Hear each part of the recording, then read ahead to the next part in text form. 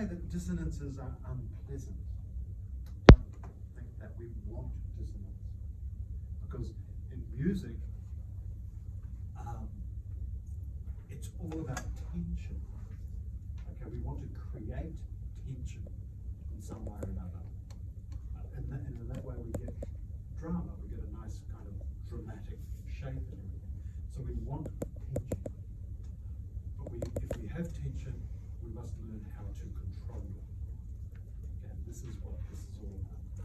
And tension can be created by dissonance. So that's a really important thing.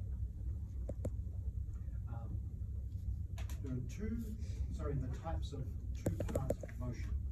Okay, contrary motion, where the two parts move in opposite directions. So I might go. Okay, one's going up, one's going down. Contrary motion, so in opposite direction. Similar, two parts moving in the same direction.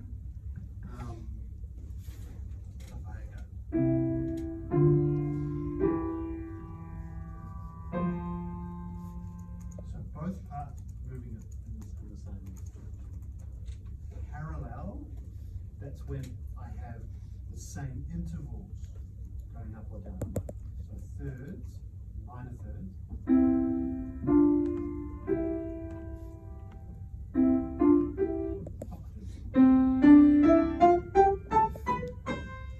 That's parallel, okay?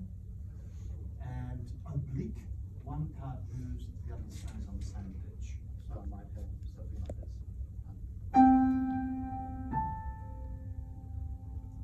Okay, let's stay with it. What's the difference between similar and parallel, like they're both going in the same direction? Okay, good question. So if I'm going in the same direction, let's say that direction is up. Okay, now I might start with a major third, and I might then go to a major sixth, both going up. So the bottom voice is going up, the top voice is also going up. It goes from a third to a sixth. Whereas parallel, it's the same interval that's moving. So it might be a third, followed by another third, followed by another third. So that's parallel. Okay. Make sense? So the interval would always be the same. Yeah. Parallel intervals, it's the same interval moving either up or down.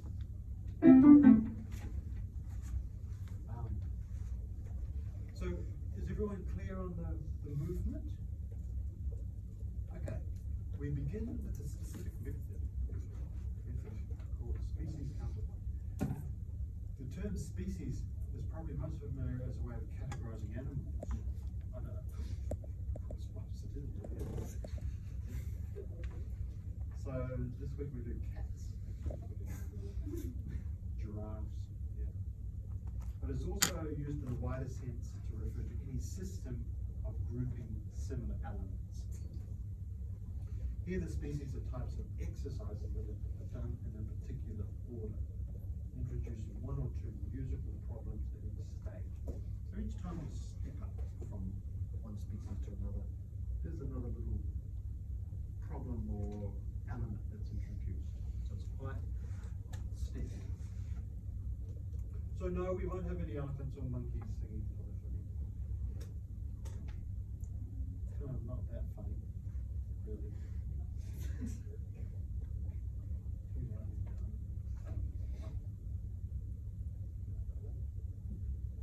While there are many variants of this approach, the chapters are closely based on Johann Joseph Fuchs, Grados ad Parnassum, or Steps to Parnassus. So he's the guy, Fuchs is the guy that kind of wrote the table on all this sort of stuff. I've got a copy of it in my office. It's an old book, and it's almost impenetrable to read. But he was the guy that kind of put it all up. Many composers from the 18th to the 21st centuries have used this method or some variation of it. Okay.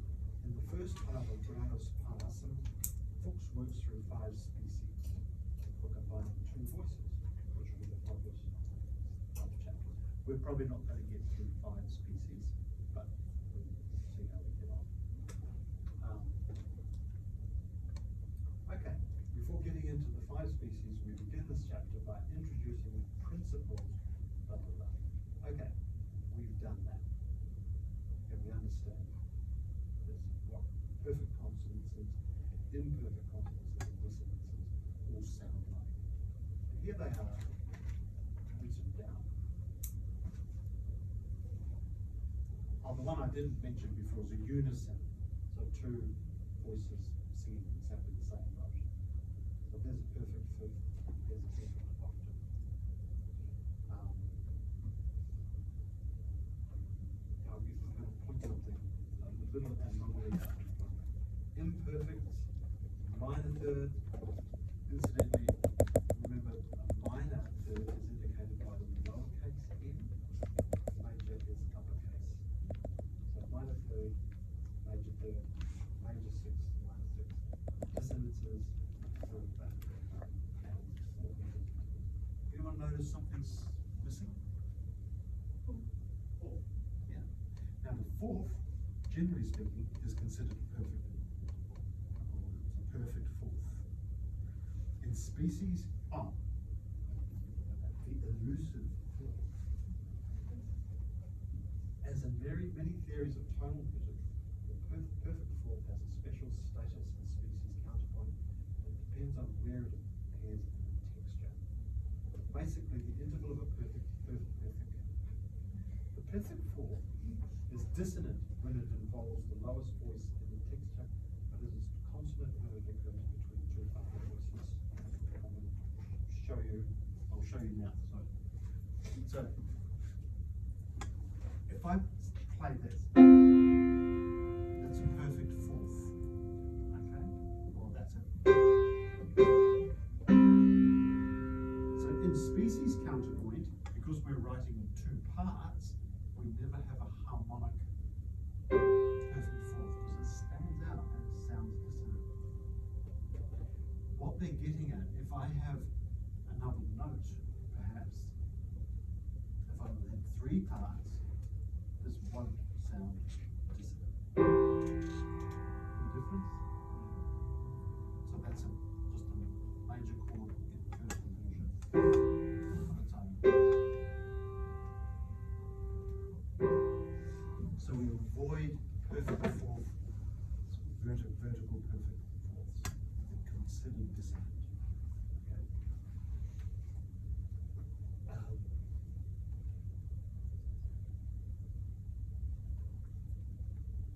Okay. Types of motion, we've already looked at that. Contrary, similar, parallel, oblique. Now, composing cantus firmus. Exercises of voice leading or species category begin with a single, well-formed musical line called cantus firmus, fixed line. So what we want in a cantus firmus, and bearing in mind I'm going to be giving you the cantus firmuses through my introduction all the time, but when you're writing one, things that you want, smoothness, you want to write smoothness, you want to write independence and integrity of melodic lines, you want some variety and motion toward goal. Okay, now here is a cantus firmus here. So we can see that it moves up and down mostly by step, but with a few skips. Okay. The cantus firmus is can either be in the bottom of the exercise or at the top. And cantus firmus doesn't mean bass line. It's a fixed line. Okay?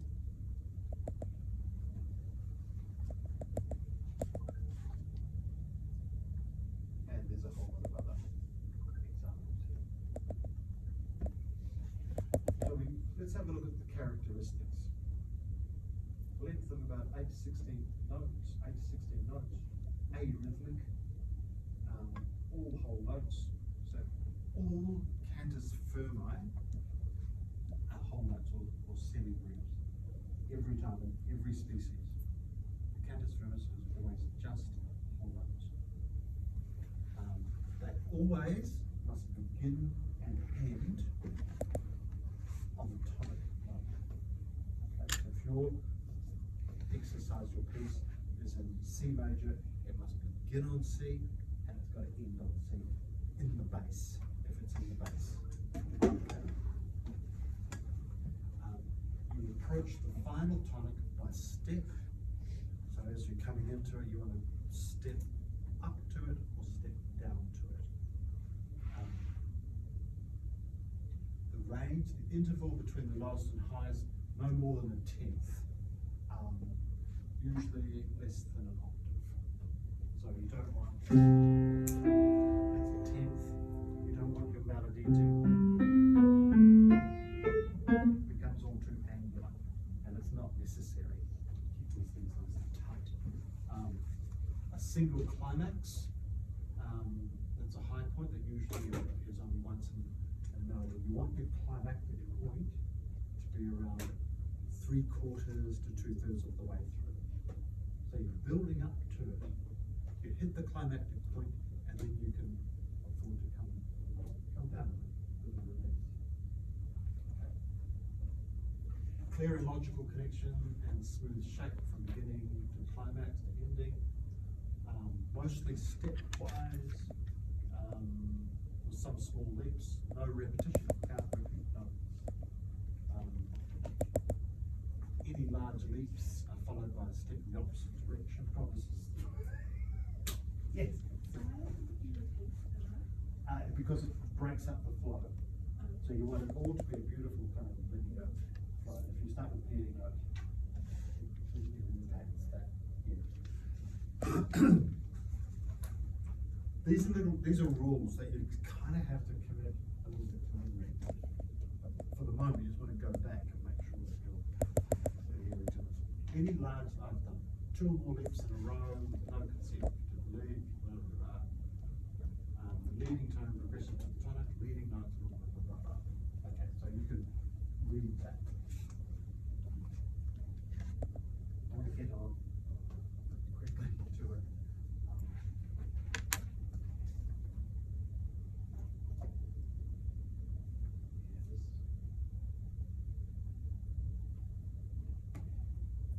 Because it gets a bit boring, doesn't it? Just been talking all the time. So what I'm going to do is just break it up a little bit. I'm going to write a really quick Cantus firmus, okay? And then we're going to go around and we're going to write a melody line to it. And I'll just be telling you things along the way about how you do it. And once we finish that, we'll perform it.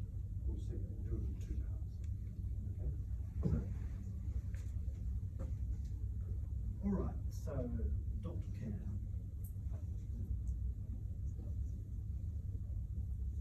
I'm going to be an F major.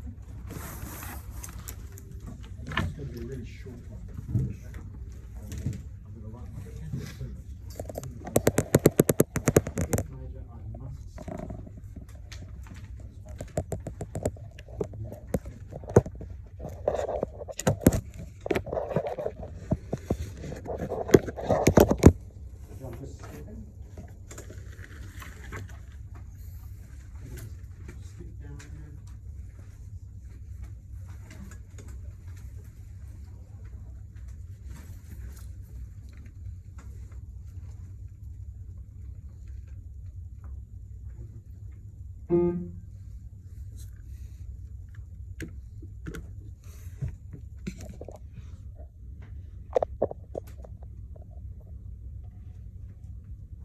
That'll do it. Okay, that's my Cantus firmus. Nothing much to it though.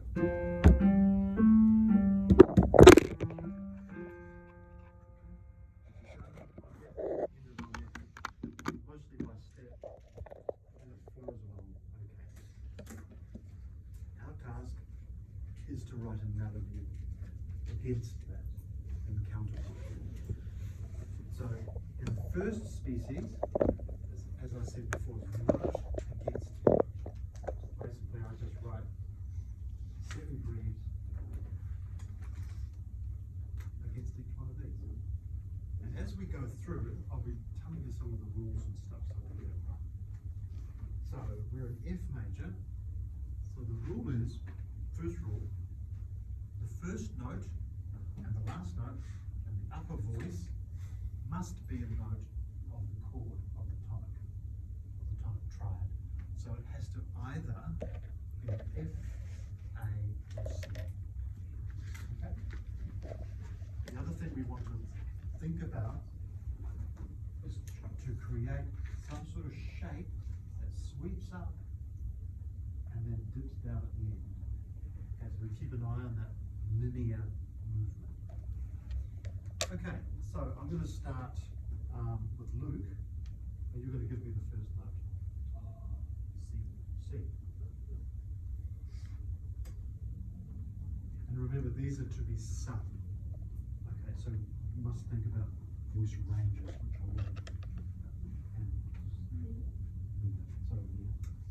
so now we look at what we have in the bass. We've got a G. In first species, everything has to be consonant.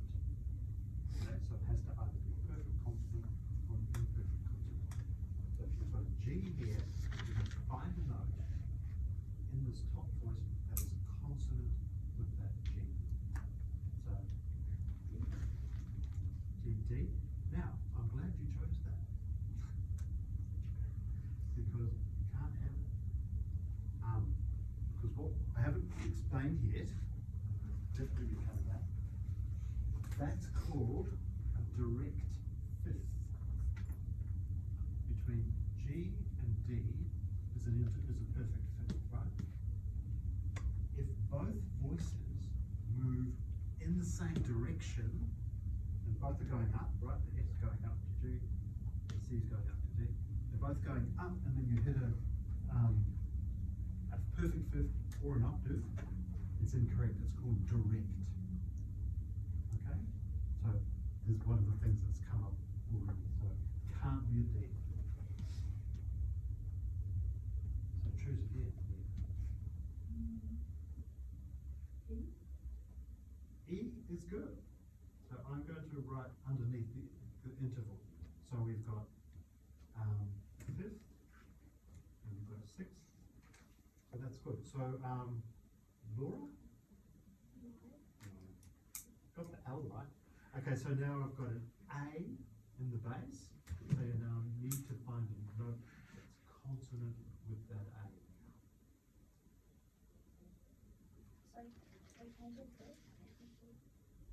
You can do a fifth. Well, depending if the fifth's going to be, you can't actually do a fifth because you'd end up repeating E. So third, sixth, or octave. And F, another sixth. Right. I'm looking at, we're quite high already. Okay? And I know we've got some sopranos here who usually sing up there, but remember we want to climax around here, which means for our purposes, the highest notes are going to be on the climax. So although that's kind of correct, is there a way you could come down instead before going up? Is there another note?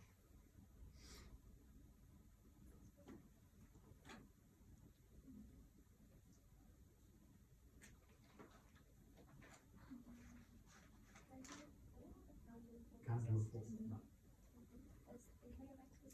Yeah. So there we're back to a third. Okay, cool. Okay, now the next note along here is a G, and Zoe? Close enough there. Sorry, that's good. Well, I think you've got it around the wrong way, but never mind. Sorry for this. So we've got a G,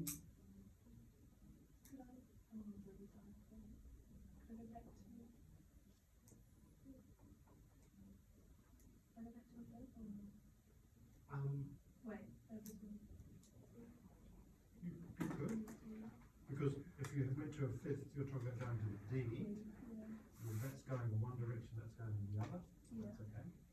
The note is all yours.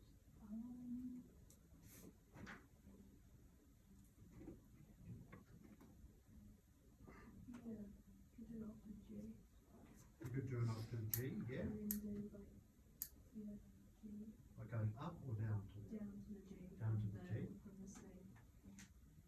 What I must always look at too is my melodic intervals. So here, from C to E, I've got a major third, that's fine. From E to C, I've got another major third, and from here, I've got a perfect fourth. We could have melodic fourths, Okay. okay? So that's So all. that's okay. Yep. So then G. Yeah. So G it is, and here we have an E, sorry. Oh, yeah.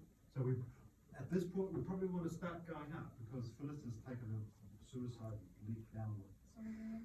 That's okay, I'm making me hear on the voice.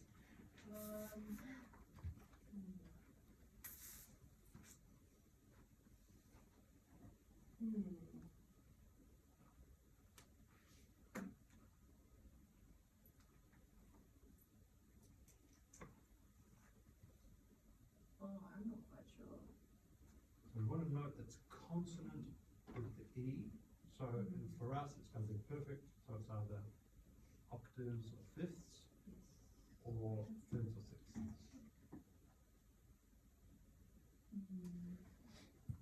B. Okay, B. Now, little tricky thing with the B, it would normally be okay because it'd just be a fifth, right? Yeah, but this is a little. It's a diminished fifth, isn't it? We can't have diminished intervals.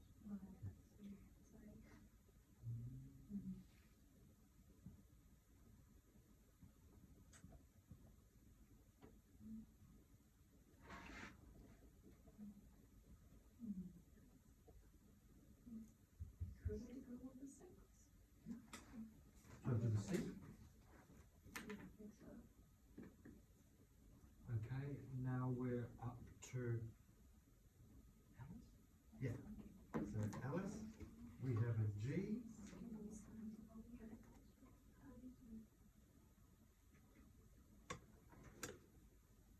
We don't want to do an E because it moves the beginning. Oh, well, no, the E's okay. E's all right. And the shape is not great, and it is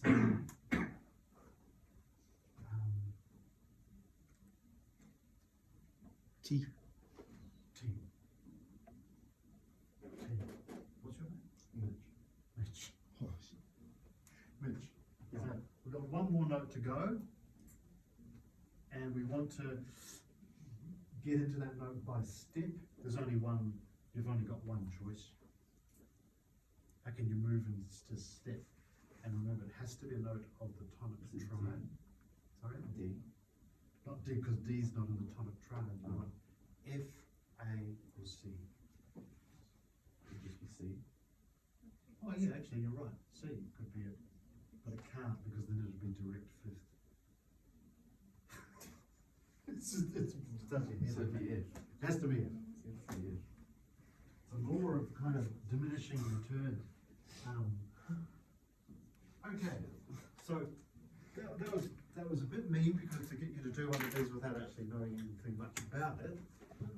But it's interesting, isn't it? So now I'm going to play this, both parts, and then we're going to hear what it sounds like. So here is the bass line, or the cantus firmus.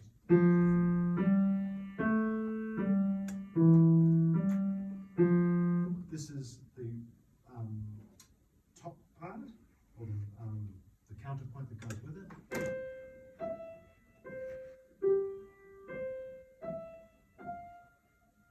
Okay, and together we have.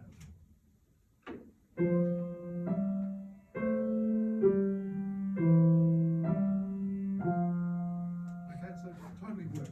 Now, we're going to divide up guys and girls.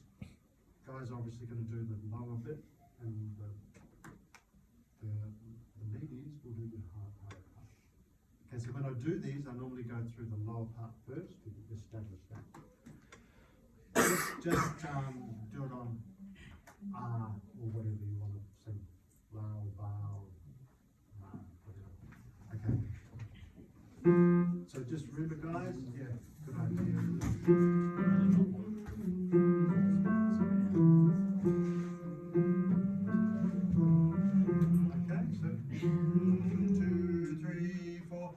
Okay,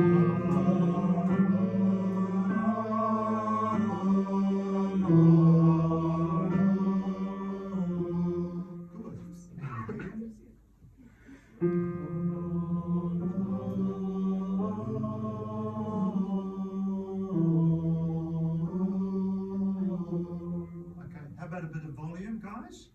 I heard a little bit of a whimper over there in the corner. Not much in the way of singing though. Okay, ready? Bring it out. As if it's the very last thing you're going to do in life. Okay? You'll die after doing this, so just the rest of it. 3, 4.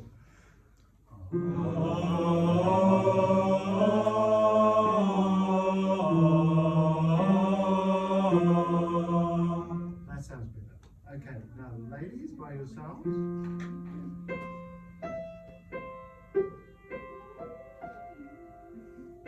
3, and.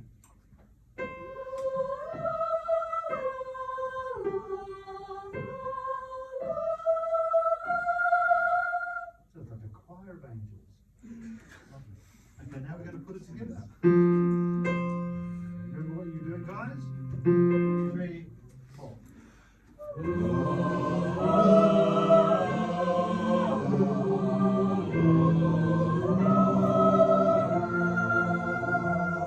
Very good. Again. 3, 4.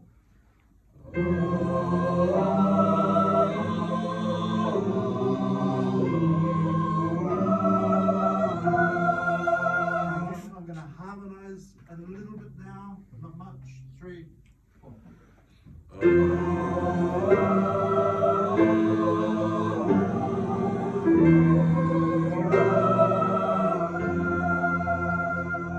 And again. 3, 4.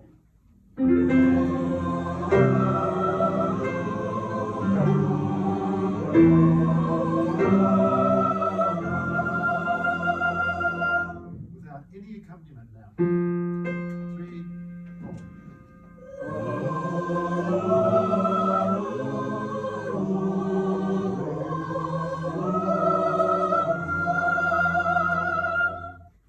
No one's watching the conductor holding that note. Okay, nice. You see how by going through this system, you can construct something that sounds, you know, it's not going to be the next great symphony, but it sounds correct. The voice leading is right, and there's no clashes or there's nothing dissonant or gnarly about it. Okay, so good. All right, we'll go on to more mundane things now.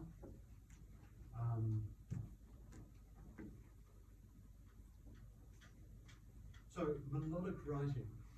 So we didn't really talk about that at all before, but there are certainly things that we need to consider.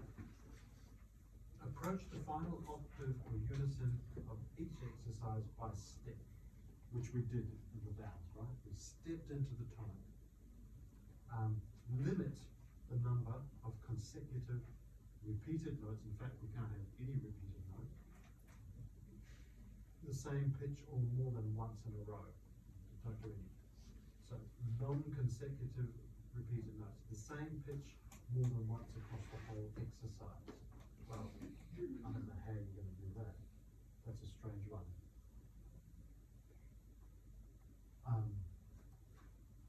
Consecutive leaps or multiple intervals of third or greater in a row. So don't do this basically. Just got 2 there is fine. Then I probably want to change it. Remember, we're looking for this linear shape of this. That's really important. So once you do something too much, it loses the independence and it loses the shape.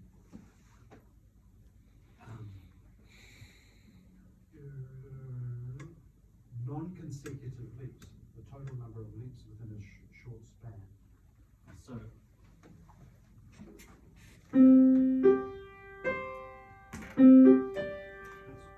too much. Okay.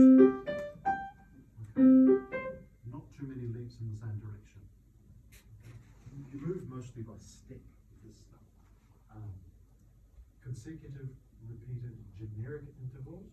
Okay, so if you do too many like thirds in a row, it's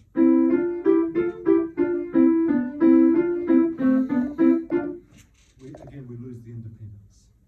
Okay, you can have a couple in a row, 2 or 3 in a row. It's fine, but not too many. Control the melodic climax or the highest note. So where do we want that climactic point to be? Does anyone remember? Sorry? Yeah, 2/3, 3/4 of the way through. Okay, good. So you want to control where that's going to be. It means a bit of looking ahead. Aim for exactly one unique climax in each melodic part, okay? Not multiple ones. It's only a short exercise, so just one climactic point. Avoid ending on the climax, which is what we did in that last exercise, didn't we? It sounded great, but we're going to aim not to do that. Preferably leap to that climax, or you may or may not be able to do that. I'm not that fussed on that. Avoid the two parts reaching their respective climactic pitches at the same time. You will find it's the upper melody that's going to stand out from a climactic perspective, and that's the one you really want to keep an eye on. Avoid melodic leaps of augmented intervals, diminished intervals, any seventh, any sixth, except perhaps the ascent. I don't mind the sixth leap as long as you come back within it. Any interval larger than an octave. So we're talking melodic intervals. So an augmented interval is going to be something like this. So you get that stands out, doesn't it? So no augmented intervals or diminished, it's the same thing. Any seventh, so don't do this. So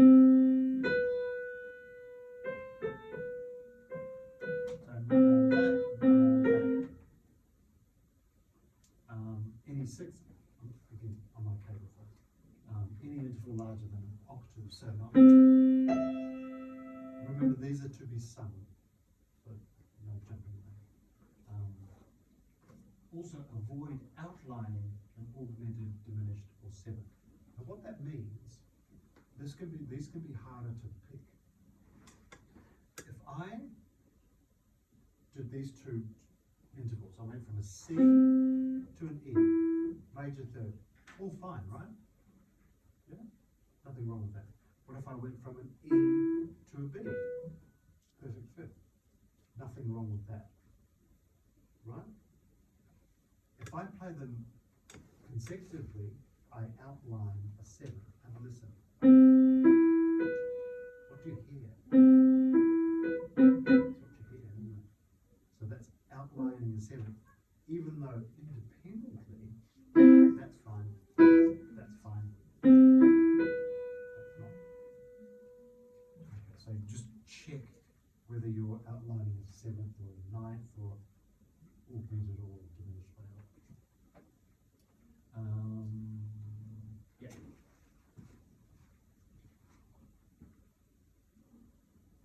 Okay, so here's a couple of do's and don'ts, I believe. Avoid changing the direction at the tritone. Okay, so what are we talking about here? So that first one on the left, hear the tritone? The tritone is that diminished fifth, okay? Augmented fourth, I should say. Hear it? So if I do this, that stands out, doesn't it? But if I did this,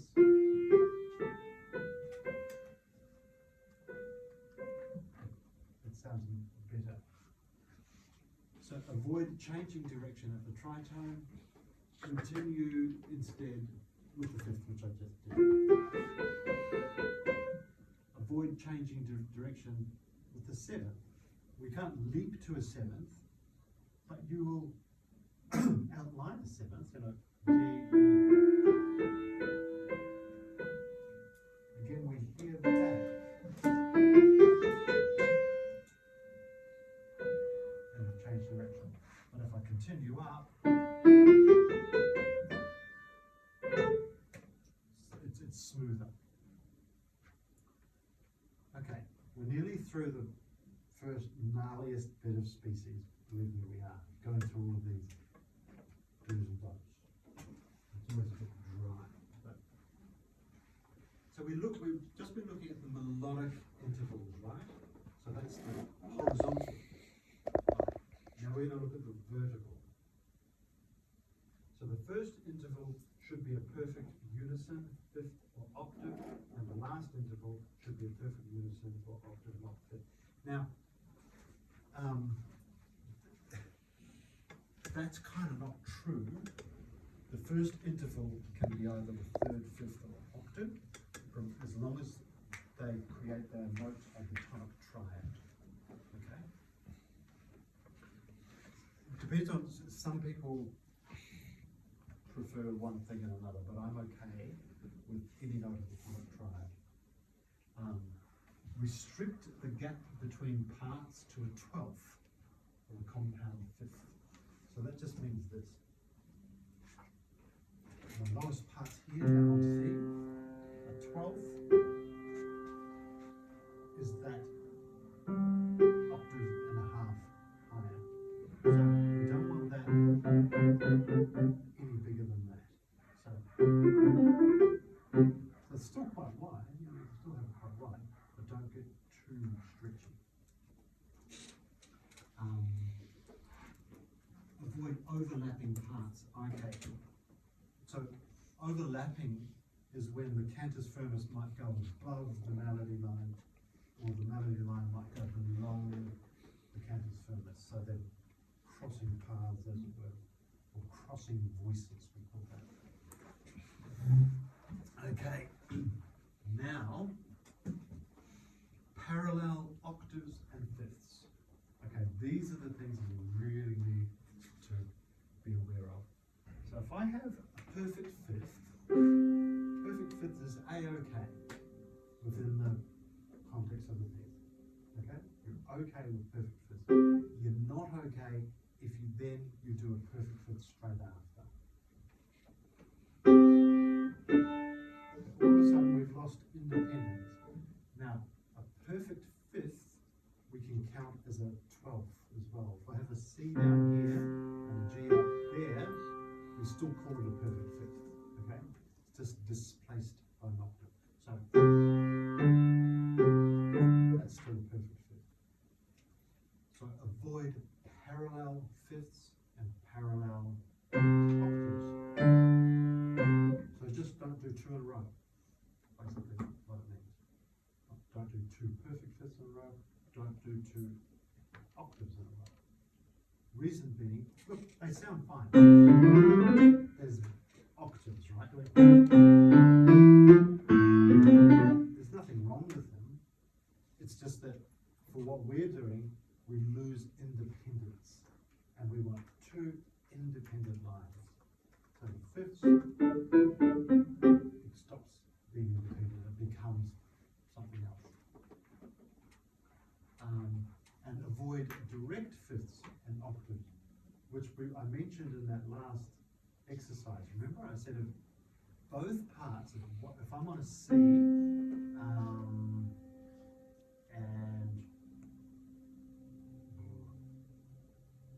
if I'm on a C and a G, no, I don't want to be on that. Yeah, I'm a C and an E. Okay, imagine that. It's a third. Then my top part goes to A, and my bottom part goes to D. Which direction are they moving? Up or down? They're both going up, aren't they? E going up to A, C going up to D. Well, the result is a D and an A. What's that interval? So that's called a direct fifth. When both parts move in the same direction into a fifth or into an octave. Okay? That's direct. So we've got parallel fifths and octaves, and we have the direct fifths and octaves. All right?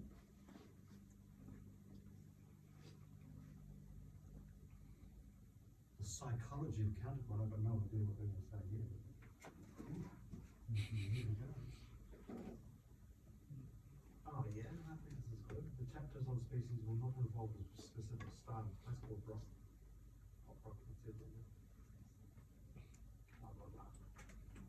Okay, I think what I'd like to do now, I'm going to give you guys a cantus firmus, and you can work in pairs if you like, and you're going to have a bit of a crack at it, or would you rather me do a cantus firmus and we do it together as a class? Together by yourselves. Okay. Okay, and we'll do it together as a class. So for this one, I'm going to write this one in a minor key. Okay, which brings its own kind of little issues. Thing to remember when you're writing in a minor key, don't use the raised leading note until the second to last note. Use the natural minor or melodic minor version because it'll feel like it wants to finish. So avoid the raised leading note until second to last.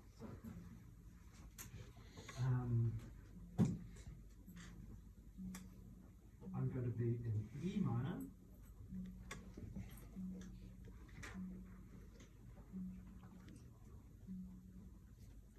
I'm just going to go straight to D natural, not D sharp. Okay.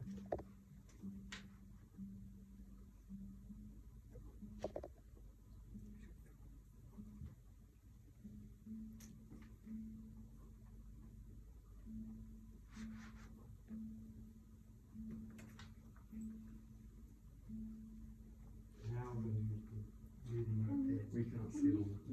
Oh. Well, you can just guess. I'm good. Sorry about that. Okay, so here we go. So E minor. All right, so we're going to go together. Where did I get up to? Where did I get up to last time I went?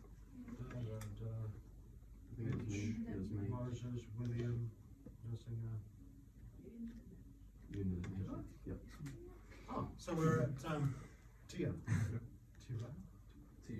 Tia. Okay, Tia, you're going to go first. So I'm going to give guidance as we go because this is the first one. So we're in E minor. Your first note must be a note of the tonic triad. Okay, so against that E.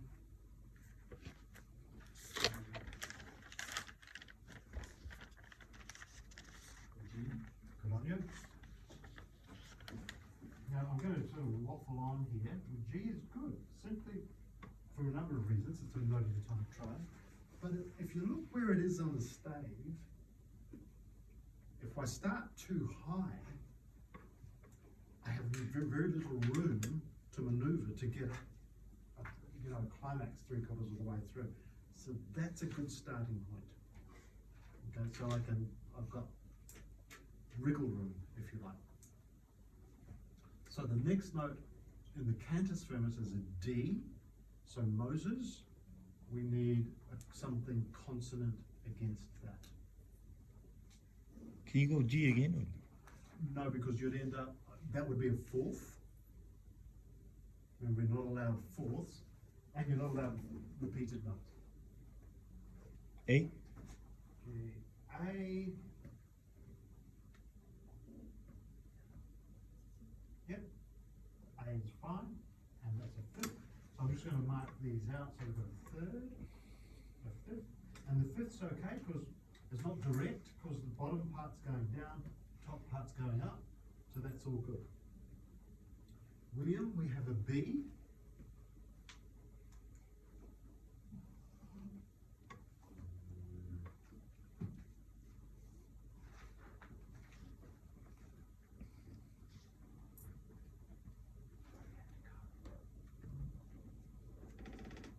B. Octave B. Octave B, yep.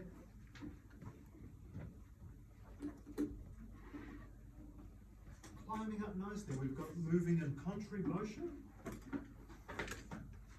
So, all nice, no singer. A. A, going back to A, so that makes it a sixth. We've got nice movement here. Daniel, we have a D. Think about your climactic point, which is coming up soon.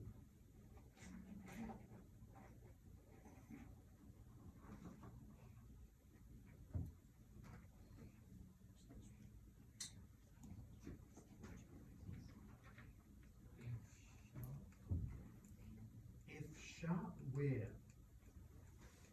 A third down from that end, or? Third, you've taken us down, so we need to very quickly go back up, don't we? So Luke?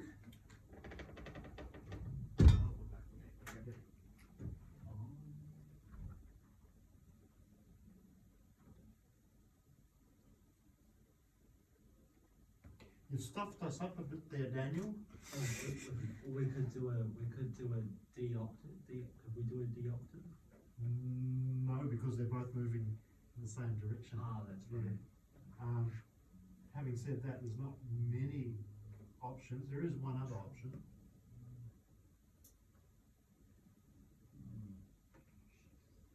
Anyone want to? B. Thank you, Luke. So the B would work probably better. Instead of coming down, because we just don't have much room to get back up. So that's a sixth. Now look, yeah, we've got an E there.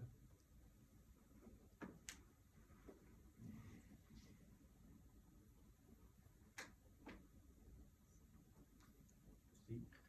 Yep. It's kind of, even though we've got 3 6s in a row, we look at what we've got and think, well, actually, there's nothing else that would work any better. I don't think. Yeah. We've lost, and Phyllis? Yep. So we have a now D sharp.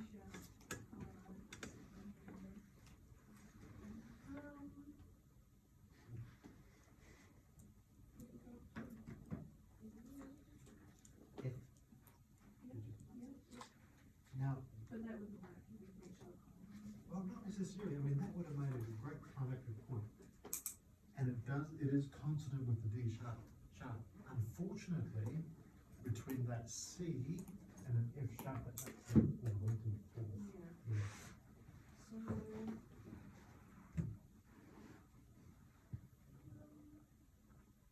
There's sort of not that many choices, no, and unfortunately, we can't double the leading note either. The raised leading note.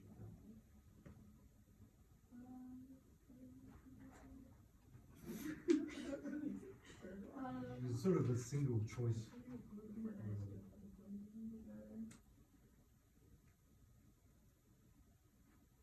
G, no, that, No, that's A, no, I that's don't it. know then. Anyone wanna? Oh, you're counting. Yeah. I think the only choice you've got actually, unfortunately, is B, which is another sixth. A minor sixth, so it's not the most successful. So Zoe, we've got last one.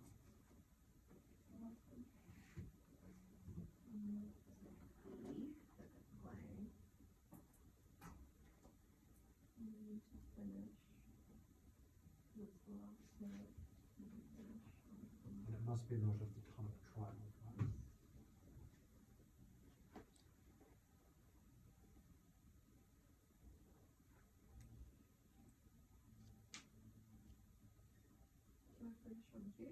Yep. Kind of, that is the best one. There's a couple of little errors here, let's face it. One is we haven't approached that by step, we've approached it by third. We're kind of locked in a way. Probably too many sixths in a row. So if that was if I were doing that exercise and I wanted to get it right, I'd go back a little bit to the drawing board and change a couple of things. But what happens a little bit with these exercises, they take on a bit of a life of their own, and you think, okay, I've only got this choice now. So to broaden that choice, you have to go back and change something beforehand often. So, but for us, we're not going to worry about that. I'm sure it's going to sound beautiful. Here is the cantus firmus.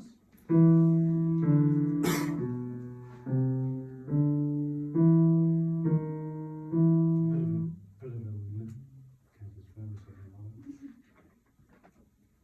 My mistake there. Top line.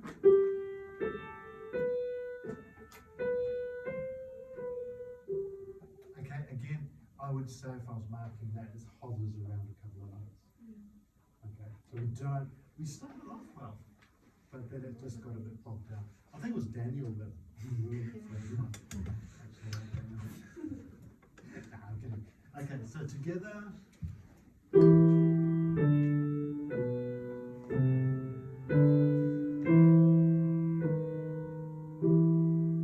This sounds quite nice.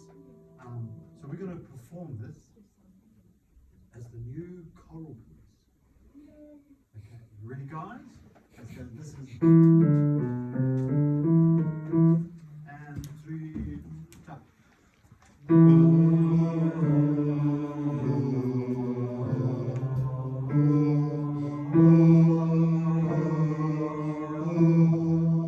Good again with a bit of 3.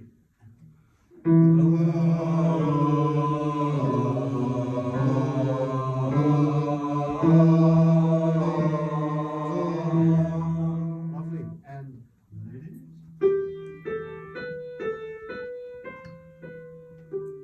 3. Okay.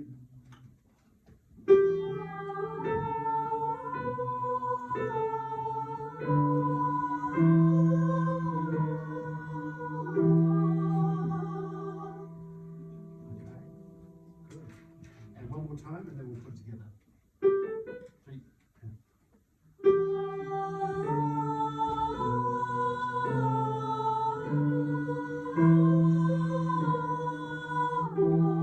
Lovely. And together. 3.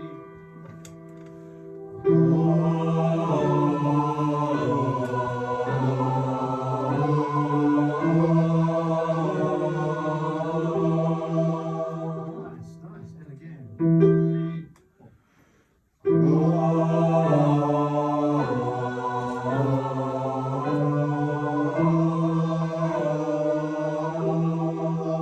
Bit of harmonization. 3.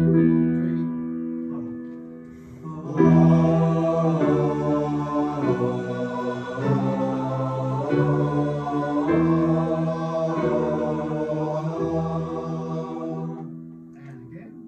3.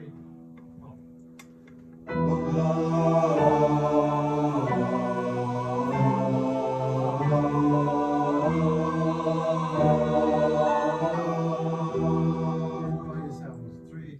4.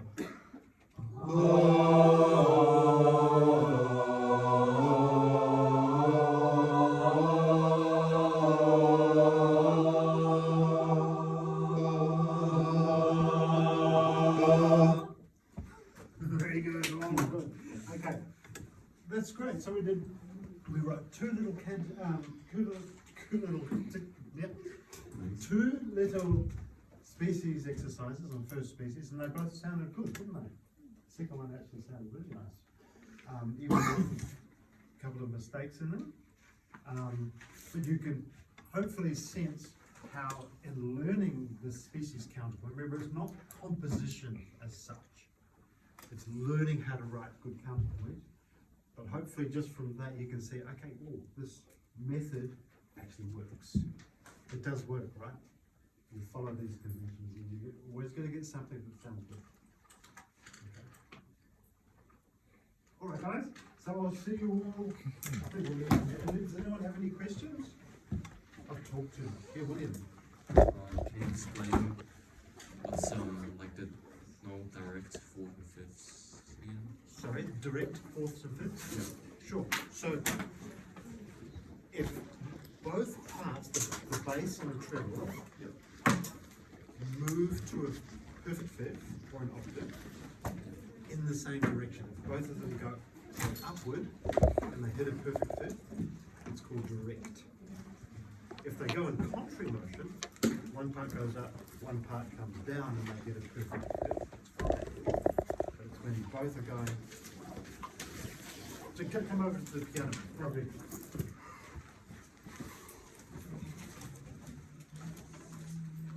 So there's a third, and that's all fine, right? And then if I go, say, fifth, that's fine too, by itself. But if I go, I've got that top part going up, bottom part going up, so they're both going up. So you can, and then they land on the fifth, that's called direct. If, however, I had a, let me find something else. So, just trying to go up.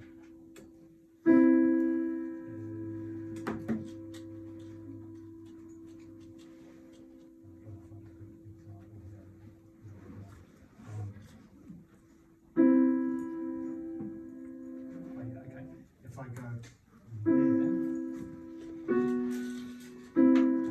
as if I'm in.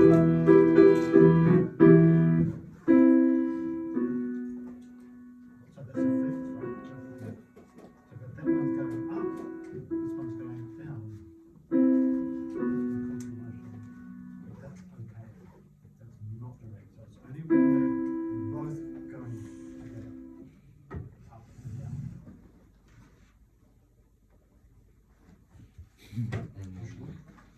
We just have a little question and look on your face. No, that makes sense. And was there another question? Yeah, can you explain the like the elusive fourths? Oh, the elusive fourth. Yeah. It's when you're melodically, I can write. That's fine, right? Melodically, all good. But if I have, we can't have it.